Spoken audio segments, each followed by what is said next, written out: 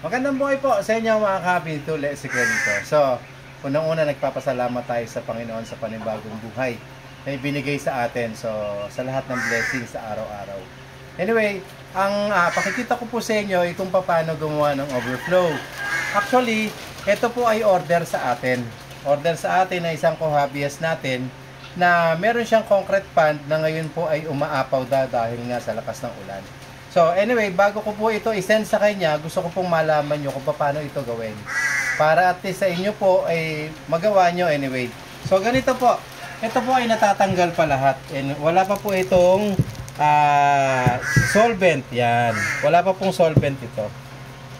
Yan. Gusto ko pong makita nyo ng putol-putol para kahit papaano po ay malaman nyo kung paano natin to ina-assemble o kung paano natin to ginagawa. So ano ba yung mga kailangan natin? So unang-una, kailangan natin, ito po ay reducer. So 1/1/2 by 1. Ito po. 1/1/2 by 1 po itong reducer na to. Then, kailangan din natin ng elbow. So dito po gumamit tayo ng 1, 2, 3, 4, 5, 6, 6,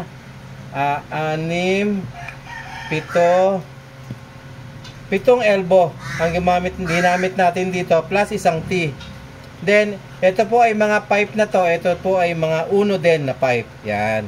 So, yung haba po nito, actually kayo ang magde-decide. Anyway, para magkaroon kayo ng idea, ito po, bibigyan ko na rin kayo ng idea. Ang ginawa ko po dito, ito pong pipe ay nasa 6/3/4, 5/3/4. Yan. 5/3/4 po ito. Actually, nasa sa inyo po yung decision anyway kung paano siya ikakabit.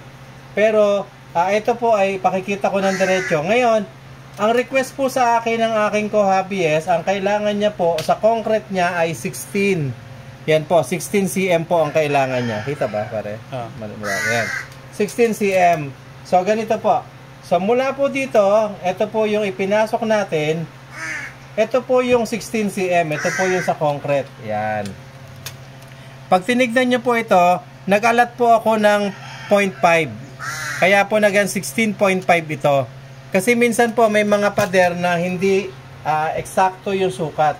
Kaya nag-allowance po tayo dyan. Then, dito po sa gilid, ito po, yan. Maglalagay tayo ng elbow uli sa baba.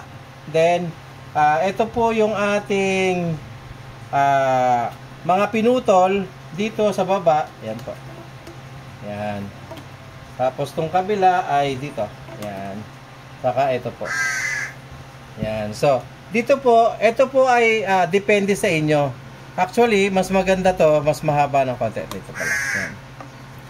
Yan na po. Depende po sa inyo yan. So, depende po sa level ng inyong tubig. Ito po ay naka-level sa 2 inches. Kaya po ganyan. Yan, anyway. So, ganito po siya. Then, kabila po, ganun din. So, ito naman pong kabila. Kung nakita nyo po ito ay nasa 5/3/4, ito po hinabaan ko po ng konti ito. Nasa 6/3/4 po ito. So 6/3/4, mas mahaba po ng 1 inch ito. Itong kabila, pababa sa kabila po. Yan. Then dito, kakapit ko po ha, ito. Yan. Ito po. Yan. So, kung titignan nyo po, lapit mo pare, dito ka. Yan. Kung titingnan nyo po, ganyan yung kanyang itsura. Ngayon, pwede po ito, since pader po ito, para medyo umigsi, kasi baka mahaba ito or nakakaalangan sa daanan, pwede nyo po itong baliin. Yan. Ibali, para paganyan po yung itsura niya. So, yan. So, bakit T? Bakit T? Ito, marami kasi nagkakamali dito. Bakit T, hindi elbow, Kuya Lito?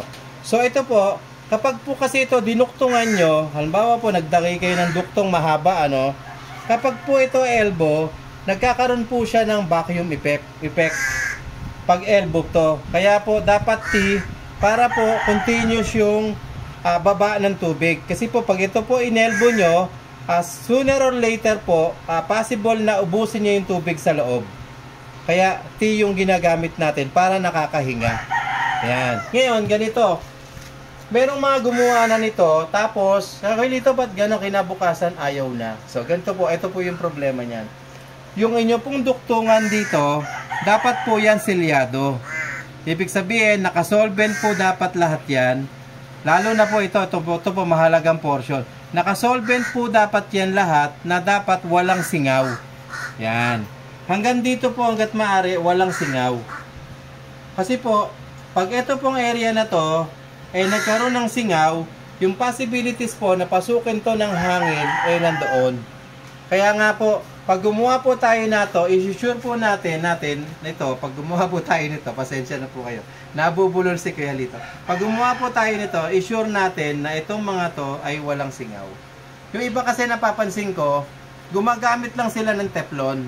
Yung iba, tineteflon mo na nila, isasalpak nila.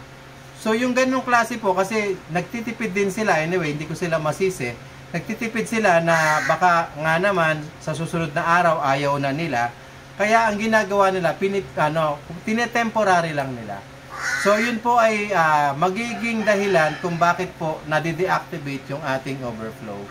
Yan po. So ginawa natin to, ipinakita ko po sa inyo kasi mas gusto ko pong matuto kayo.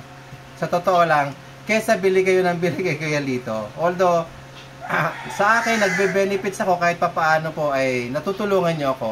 So, isang malaking bagay din sa part ko na natutulungan nyo ako kasi kahit papaano, sa mga ganito pong bagay, sa totoo lang, napapakain ko rin yung aking mga anak, kumbaga. Pero, kung kayo po ay matututo at nakikita ko po na yung mga gawa nyo ay nagiging successful, sa isang banda, masarap din po sa pakiramdam ko na bilang isang co-hobbyist nyo na nagmamalasakit po sa inyo ay natututunan nyo at lumiliit po yung inyong gastos. So, mas malaki po ang presyo pag binili nyo kesa kayo po ang gumawa. Kasi pag kayo po ang gumawa, walang labor. So, at the same time, natututo kayo, tumataas ang inyo pong tinatawag na yung inyong nabuboost po yung inyong tawag dito confidence para gumawa ng mga bagay-bagay. Kasi malaking bagay po yung pag nagawa natin at naging successful, yung confidence natin tumataas. Ayun po. So, ayan po mga kahabi. Hoping itong ginawa ni Kuya Lito ay makatulong po sa inyo. At ito naman po ay ipipix ko dahil ito po ay padadala naman natin dahil nag-uulan at yung kanyang pond ay lagi pong napupuno ng tubig. Salamat po at magandang buhay po sa inyo lahat mga kahabi.